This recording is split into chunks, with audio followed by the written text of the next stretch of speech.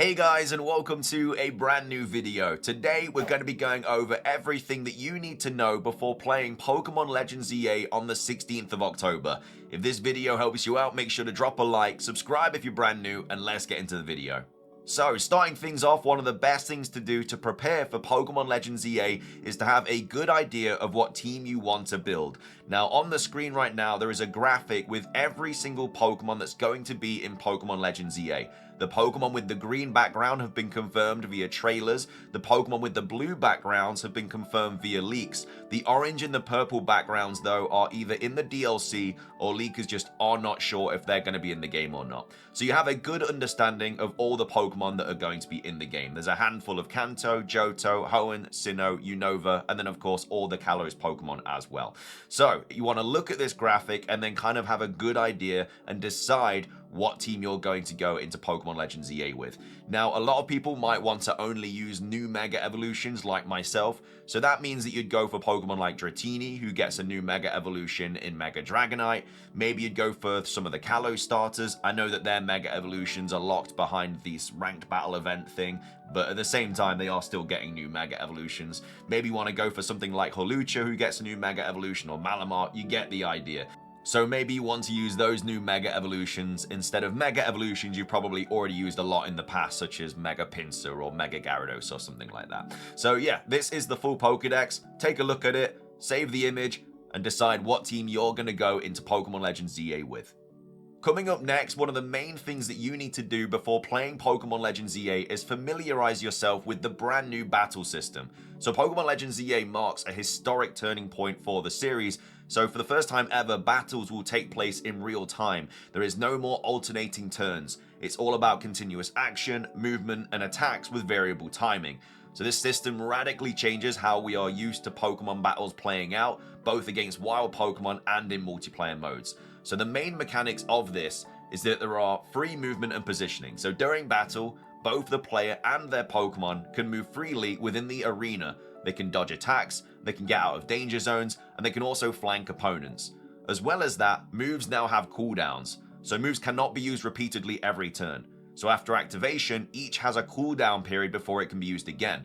This replaces the traditional turn-based action order. The cooldown duration is also influenced by the Pokemon's speed stat. You can also see the cooldown time in your menu screen on the image right on your screen. Next up, there are timing for attacks and switches, so the time required to execute a move also varies. So some moves need a brief charge up, while others are instantaneous. Switching Pokemon also takes time and requires precise timing and decision making. Items are also on a cooldown as well, so you can't just spam potions if your Pokemon is getting destroyed mid-battle. As well as that, you need an understanding of AoE moves. So attacks are not limited to a single target in Pokemon Legends EA. Some moves now cover whole areas, lines, corners, or wider zones. You'll need to position yourself strategically, moving closer or further away depending on the shape of the attack that you're about to use. As well as that, there has been a change to stat alterations, so stat boosts and drops are now clearly visible thanks to a new graphic indicator. They are the small triangles pointing down, which is blue, and that means that the stat is decreased, or it can be pointing up, which is red, which means that it's increased. And then in the order of the dots that you can see from this image, you have attack, defense, special attack, special defense, and then speed. As well as that, you can stack status moves in this game as well. So if you use multiple moves that temporarily boost the same stat, this will not make the stat boost more powerful, it will actually make the stat boost last longer. So if you use something like Sword Stance, where in the original games that would give you +2 in your physical attack, it will not do that in this game. It will raise your attack, but for a longer period of time than if you were to use Growl on an opponent, which lowers the physical attack by 1 stage, if that makes sense. And then of course, Mega Evolution is the big strategic element in this game. Mega Evolution returns in this new system. Players can collect resources during battle to activate it, although it is temporary, but it's extremely powerful when used wisely. So those are the kind of major sort of changes for this new battle system in Pokemon Legends EA. I think it's going to be one of those battle systems that you're just going to learn through a hands-on experience. It's quite difficult to understand it easily through text and just kind of getting explained to you. It's one of those where in battles you're going to be able to pick it up relatively easily. Coming up next, you need to familiarize yourself with the Lumiose City map. Now, luckily, on the website Pokeos.com, they have made a really cool interactive map that showcases a load of the wild zones and also the ZA Royale zones, Pokemon centers, where certain quests are going to take place. These have all been confirmed from trailers and stuff. They've done a ridiculously good job, so I definitely recommend checking out this website and checking out this interactive map specifically. As you can see on your screen right now, you've got your wild zones here, and as well as that, it shows you what Pokemon appear there. So as I just said at the start of the video, trying to build your team, you can have a good understanding of where these Pokemon spawn in these wild zones. So for example, Wild Zone 1 has Weedle, Fletchling, Mareep, Scatterbug, Bunnelby, and Pichu. It does say there are 7 Pokemon available in this wild zone, and there's only 6 on your screen, so of course, some have just not been shown in trailers, so obviously they cannot be added to this interactive map. But again, if you want a Mega Beedrill, or you want something like a Mega Ampharos, you know where to catch these Pokemon quite early on in the game.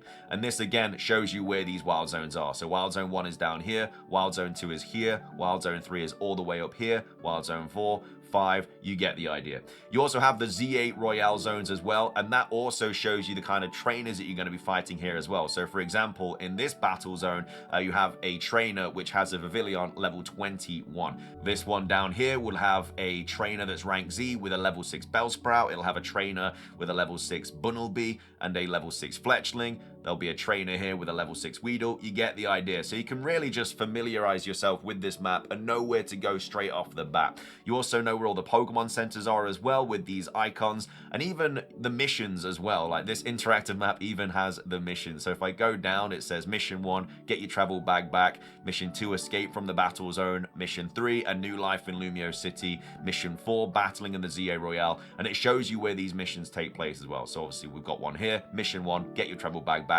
After a long journey, you've arrived in Lumiose City, but a Pokemon named Pancham has run off with your bag. Chase it and reclaim your belongings. And again, this is going to be obviously the first quest that you kind of like deal with in Pokemon Legends ZA. And as well as that, you've got your major points of interest as well, such as the Pokemon Research Lab. You've got the Quasartico Inc. building.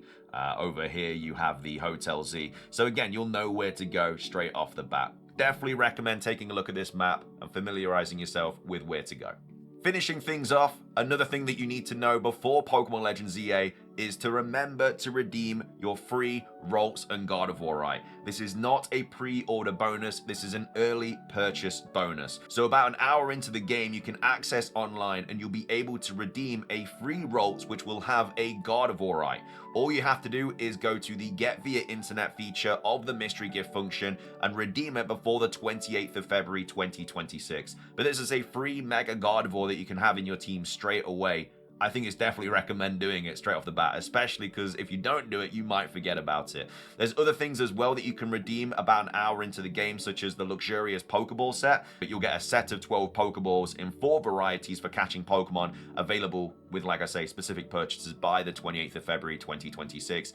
And of course, if you've got the DLC clothes, then you'll get to redeem those about an hour into gameplay, and then you can wear those if you want, but that's only if you've bought the DLC. But that is pretty much everything that you need to know before playing Pokemon Legends ZA. I've tried to go over everything that is legitimately possible to take a look at before this game, so hopefully it does help you out in any way, shape or form. If it did, make sure to leave a like, subscribe if you're brand new, leave a comment. What are you most looking forward to doing in Pokemon Legends ZA? But thank you for watching, have a great rest of your day, and until next time, peace.